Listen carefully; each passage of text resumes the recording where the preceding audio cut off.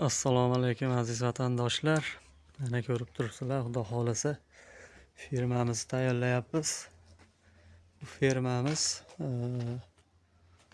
uzunligi 16 metr. Kottejda o'rtasiga qilinyapti.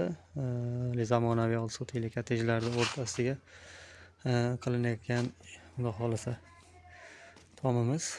Ko'rib turibsizlar. Xudo xolasa zigzaglari ugoniydan qilinyapti. O'rta qismi mana. O'rta qismi mana bu tomoni 8 metr. Bu tomoni 8 metr. Ko'rib turibsizlar, xudo xolasa boshladik zakotubkasini. Mana bu tomoni ko'rinishlari mana A shaklida bo'lyapti. Materiallarimiz kontener profiliga o'xshatib qilingan holatda bo'lgan.